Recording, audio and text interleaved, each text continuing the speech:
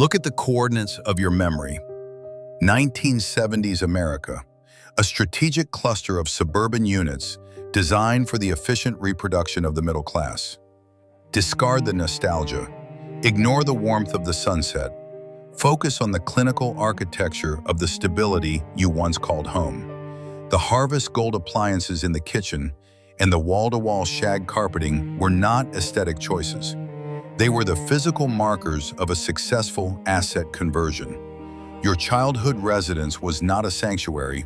It was a high-performance recovery station, engineered to recalibrate the parental nervous system for the next cycle of production. To the untrained eye, the 1970s was an era of domestic peace.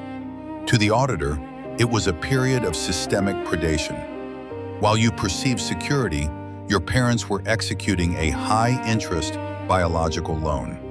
Your education, your healthcare, your social standing, these were not funded by currency, but by the rapid depreciation of the parental organism, specifically Subject A, your father. The 1970s economy was a fracturing mechanism. The fallout of the gold standard and the arrival of stagflation were not just headlines. They were biological stressors. The system shifted the costs of survival directly onto the individual's internal organs. In response, Subject A converted his emotional cortex into a marketable commodity. He suppressed the fight-or-flight response triggered by corporate volatility, internalizing the cortisol spikes to maintain the illusion of a steady-state environment for the offspring. When Subject A cracked a beer at 6 p.m., you saw relaxation. The data shows a manual override of a redlined endocrine system. He was chemically suppressing the biological reality of the office to prevent the household's psychological collapse. This was not a choice made out of affection. It was a strategic necessity for the preservation of your family's socioeconomic class. Analyze the medical profile of the American male in 1973. The rising rates of hypertension and early onset ulcers were the service fees for the suburban dream. Every promotion your father secured was a direct extraction from his life expectancy. He liquidated his future weeks to purchase your current hours of leisure. Your tricycle and your backyard pool were bought with the lining of his stomach and the elasticity of his arteries. Subject B, your mother, operated as the primary maintenance officer of this social fortress. Her labor was not domesticity. It was a continuous cycle of uncompensated risk management. She managed the external perception of the family's wealth through a rigorous maintenance of the facade. Her joints and spine were the primary inputs for the house's appraisal value. The pristine condition of the living room was a direct result of her physical erosion. The 1970s pharmaceutical surge was the industrial solution to this predatory cycle. Valium and Librium were not medications. They were lubricants for a grinding socioeconomic machine. The fact that your mother stayed calm was a testament to chemical intervention, not internal peace. The household was a lab environment, where the variables of stress were neutralized by sedation, so you could develop without the scent of systemic failure. The medicine cabinet told a truth the family album refused to capture. Those little yellow pills known as Mother's Little Helper were the only reason the suburbs didn't scream. Your parents relied on these chemical anchors to keep from drifting into the abyss, all so you would never smell the desperation in the air. While you played with your G.I. Joes and Barbies, they were navigating a waking nightmare that required constant medical sedation. This is the baseline of the audit.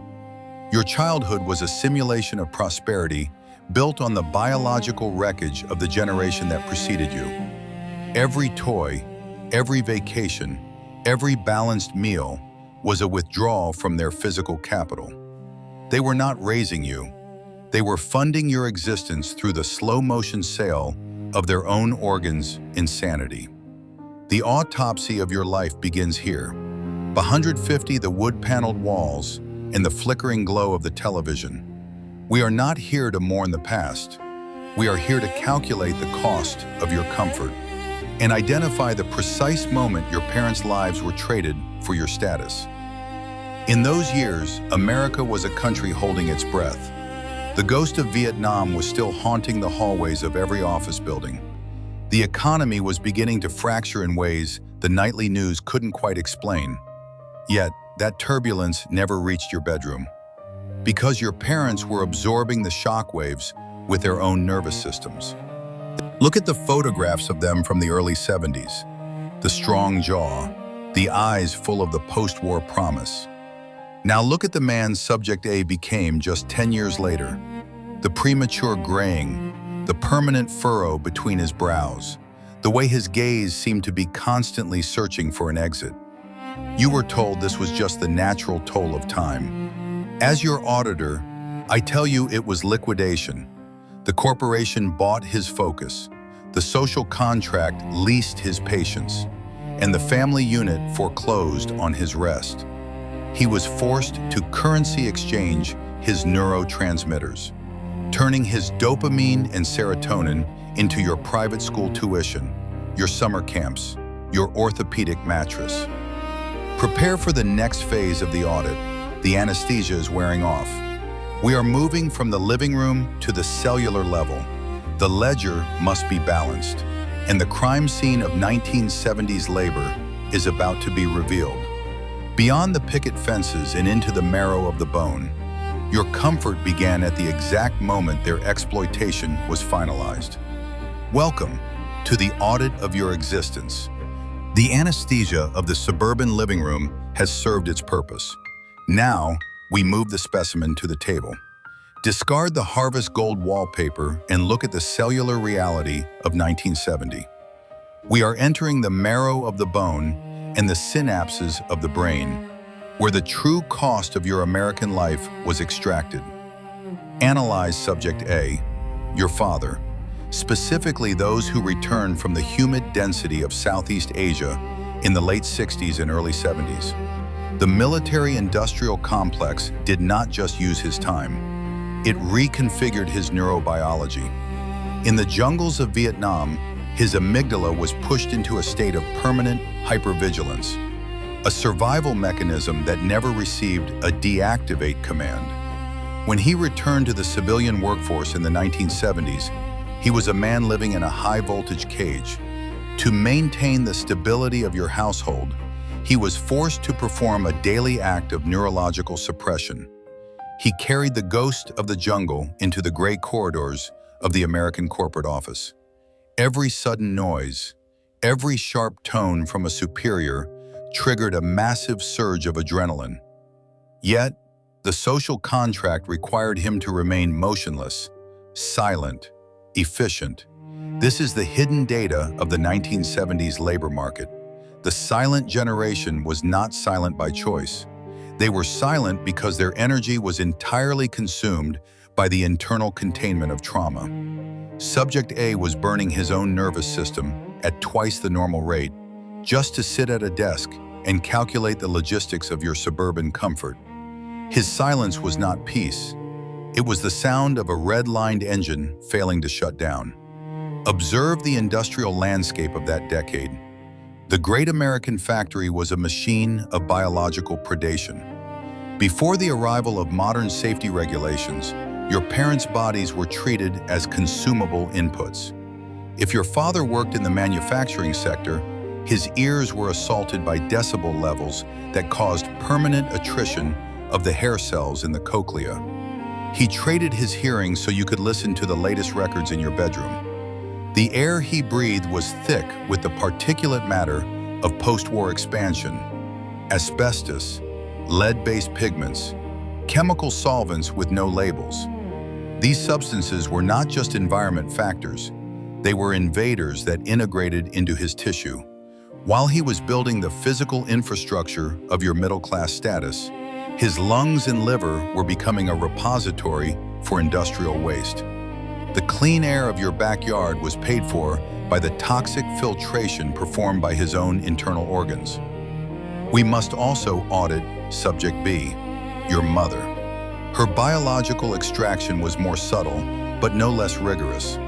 In the 1970s, the social pressure to maintain a perfect environment created a state of chronic cortisol elevation. Her prefrontal cortex was under a constant barrage of low-level anxiety. Can we afford the mortgage? Is the lawn better than the neighbors? Are the children excelling? This was not worry, it was a systemic drain on her cognitive reserves. To keep the facade of the American dream intact, she sacrificed the elasticity of her mind. The chemical solution provided by the era, those little yellow pills of Valium, were used to bridge the gap between the biological capacity of the human brain and the impossible demands of the suburban simulation. She was not living a life. She was managing a set of variables under heavy sedation. By 1975, the American household was a site of massive asset liquidation. Your parents were not building wealth. They were converting their physical and mental health into equity. Every overtime hour your father worked was a week stolen from his eventual retirement. Every silent dinner your mother endured was a fracture in her emotional integrity. The data is cold. The mortality rates of the American male in this demographic began to show a distinct pattern. Early heart disease, gastrointestinal failure, the rapid onset of what we call age-related decline. But it was not age, it was the expiration of the biological warranty. They had used up 30 years of health in a single decade of intense production, all to ensure your college fund was secure. Analyze the chemicals in their bloodstreams during those years. The lead from the gasoline, the nicotine from the ubiquitous cigarettes, the high fructose corn syrup entering the food supply. These were the biological costs of the 1970s economic miracle. Your parents were the filter through which the poisons of the era were processed, so you could grow up in a sterilized environment. This is the dissection of the good life. It was a process of taking the raw biological energy of the parent generation and refining it into the social capital of the child. Your father's crumbling spine and your mother's fog of anxiety were the raw materials used to manufacture your opportunities. The 1970s was not a golden age. It was a harvest, a massive extraction of human vitality that was repackaged as progress. The picket fences were not built of wood. They were built of the ossified remains of their dreams and the calcified arteries of their hearts. The audit is moving into its most critical phase. The dissection is complete. We have seen the damage. We have measured the loss. Now, we must look at how this biological debt was passed on to you. The ledger is still open, and the cost is higher than you ever imagined. The dissection is finished. The biological assets have been counted, and the wreckage of the 1970s labor machine lies bare on the table. But the audit does not end with the death of the past. It continues within your own veins. We are now moving the focus from the donors to the beneficiary, to you. You have believed that you started your life with a clean ledger, that the success you've achieved, the 401k you've built, and the stability you provide for your own children were purely the result of your individual merit. As your auditor, I must correct this misconception. You did not start at zero.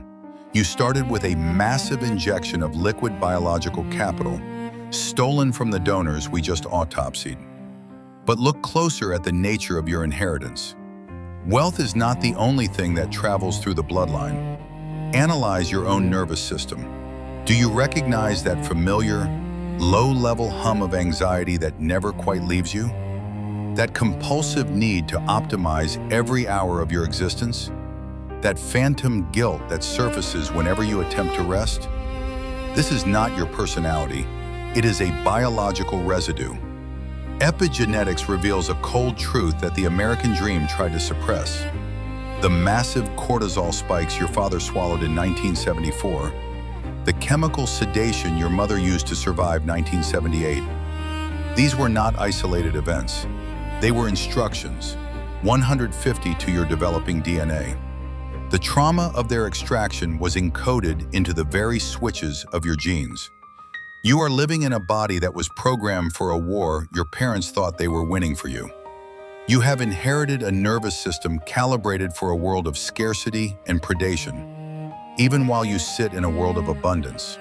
The high-interest loan they took out to buy your suburban peace is being repaid through your own burnout, your own autoimmune flares, and your own inability to feel truly safe. Observe the irony of the current moment. As you enter your 50s and 60s, you are now watching the final collapse of the donor generation. The people who liquidated their health to build your world are now presenting you with the final invoice. You see it in the vacant gaze of the Alzheimer's ward, in the fragile, hollowed-out bones of the nursing home residents. You call this the tragedy of aging. I call it the final settling of the account. The physical breakdown you see in your parents today is the inevitable result of the 300% depreciation rate they accepted during your childhood. They ran their engines until the metal fused, so you could glide silently into the middle class. Now, you are paying the maintenance costs on a machine that was never meant to last this long. Every hour you spend navigating the labyrinth of their healthcare, every dollar you spend on their assisted living, is a late fee on the comfort you consumed in the 1970s. The bill has arrived, and it is written in a currency you cannot print: time and vitality. Ask yourself, as you look at your own children, what are you extracting from yourself to keep their simulation running? Are you repeating the cycle of biological predation? Are you currently liquidating your own neurochemistry to fund a dream that is already under autopsy? The American dream was never a gift. It was a sophisticated mechanism for the intergenerational transfer of trauma and debt. Your parents were the first to be processed by this machine, and you are simply the next stage of the harvest. You are the beneficiary of a crime scene, living in a house built with the stolen health of the people who loved you the only way the system allowed them to, by dying slowly while standing up. The audit of case file number 001 is complete. The conclusion is inescapable. 61 a debt that is still being collected. You are not just their child, you are their living, breathing, biological invoice. Listen to the silence of your own home tonight and realize that the quiet you hear was paid for by the screams they muffled 50 years ago. The ledger is balanced, and the cost was everything. Welcome to the aftermath.